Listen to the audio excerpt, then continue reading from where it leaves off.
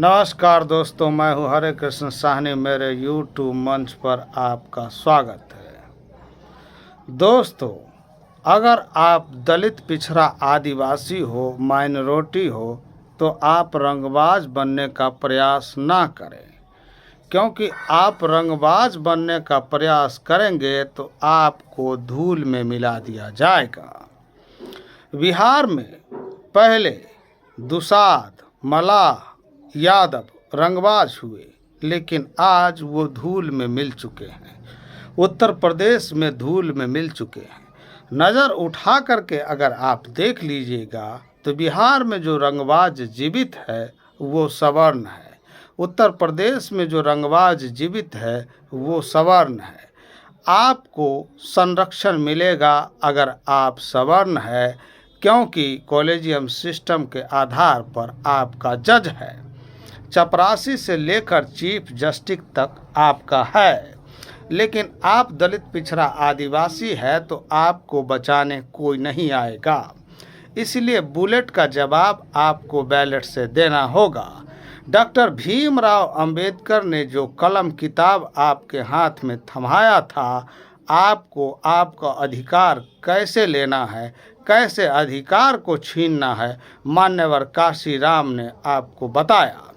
तो मान्यवर काशीराम के बताए नक्शे कदम पर आपको चलना है। ललई सिंह यादव के नक्शे कदम पर आपको चलना है। सोनेलाल पटेल के नक्शे कदम पर चलना है। बाबू जगदेव प्रसाद के नक्शे कदम पर आपको चलना है।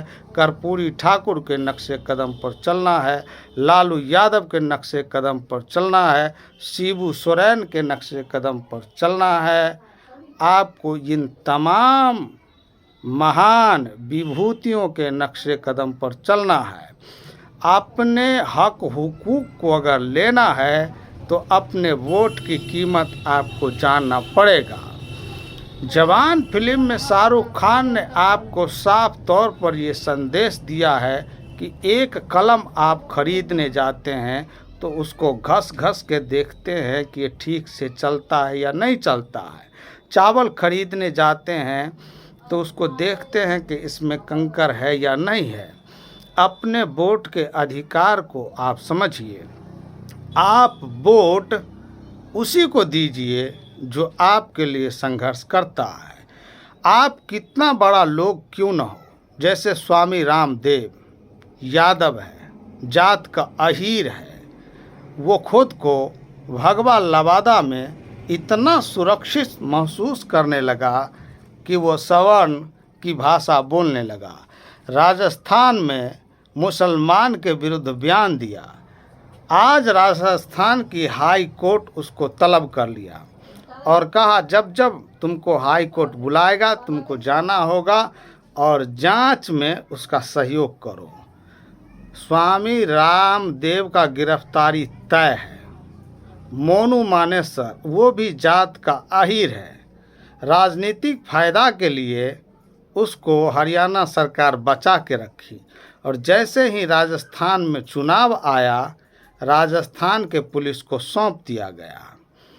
जब राजस्थान में चुनाव नहीं था, हरियाणा पुलिस राजस्थान के पुलिस को डराती रही, धमकाती रही कि राजस्थान की पुलिस अपने पैर पर आएगी ज़रूर, लेकिन अपने पैर पर नहीं जाएगी। आप सूर्य कुमार यादव हैं, आपके पैर में ताकत है, आपके पास हुनर है, लेकिन आपको उतना मैच खेलने का मौका नहीं दिया जाएगा।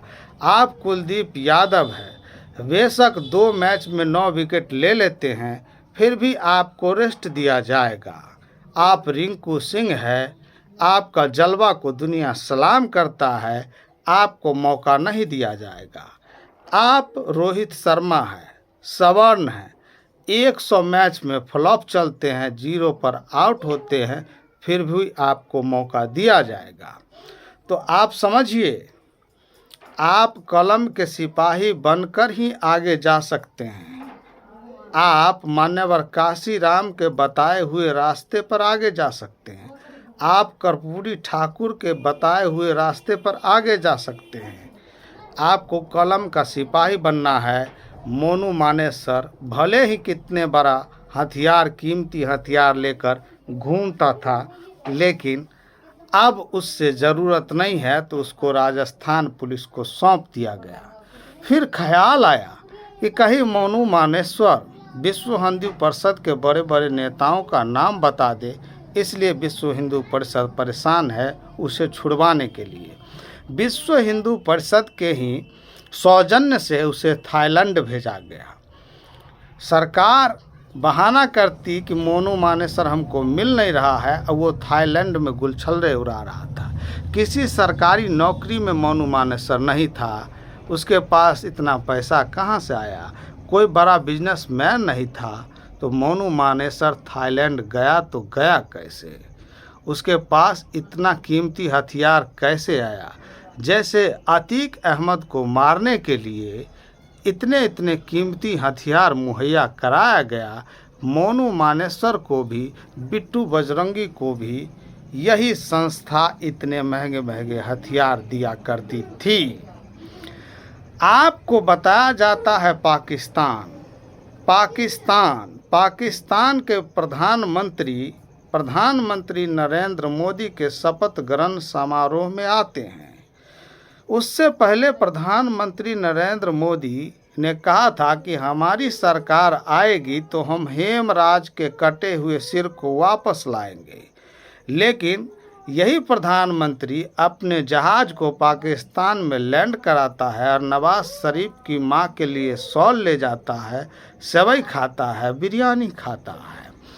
तो आपको किस तरह से ठगा जाता है, आपको किस तरह से छला जाता है।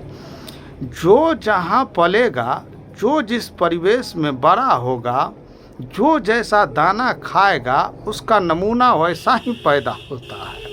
आरएसएस में पला बढ़ा ये नरेंद्र मोदी, जो बाद में पिछड़ा बन गया, दरअसल ये पिछड़ा नहीं है। आरएसएस का जितना भी अध्यक्ष बनता है वो चित्पावन ब्राह्मण ही क्यों बनता है? मोहन भागवत ने कहा 2000 सालों से दलित, पिछड़ा, आदिवासी पर जो अन्याय हुआ, अगर 200 साल तक भी आरक्षण रहेगा तो इसमें कोई दिक्कत नहीं है। प्रधानमंत्री के आर्थिक सलाहकार ने कहा कि जैसे ही हम 2024 में चुनाव जीत जाएंगे, आरक्षण को समाप्त कर देंगे। 2015 में मोहन भागवत ने कहा था आरक्षण की समीक्षा की जाएगी, लालू नीतीश ने उसे चुनाव हरा दिया था। घोसी उपचुनाव में भाजपा की करारी शिकस्त क्यों हुई? मायावती ने कहा नोटा का वतन दबा दो या वोट गिराने नहीं जाओ, लेकिन दलित, पिछड़ा, आदिवासी को लगा कि मेरे आइकॉन बाबा साहेब भीमराव अंबेडकर का लिखा हुआ संविधान बदलने का प्रयास बीजेपी कर रही है, क्यों न इसे हराया जाए। घोसी उपचुनाव के बाद उत्तर प्रदेश में जितने भी पंचायत के उपचुनाव हुए, भाजपा को करारी हार का सामना करना पड़ा। दलित, पिछड़ा, आदिवासी धीरे धीरे ही सही, लेकिन जाग रहा है, सजग हो रहा है कि अगर बीजेपी सत्ता में तिबारा आई तो बाबा साहब भीमराव के लिखे संविधान को बदल देगा। आप अपने गांव में नज़र उठा करके देख लीजिए, जिस को सरकारी नौकरी मिली उसके घर का दशा और दिशा बदला, वो उन्नति के नए आयाम को गढ़ दिया गया। आपके पास एक ही मौका होता है सरकारी नौकरी, आपके पास एक ही मौका होता है आरक्षण। अगर आरक्षण आपसे छीन लिया गया और देश के तमाम संस्थान को प्राइवेट कर दिया गया तो आप सरकारी नौकरी से दूर हो जाएंगे। और प्राइवेट जैसे होगा वो किसको टेंडर मिलेगा आप खूब जानते हैं। सड़क बनाने वाला कौन है?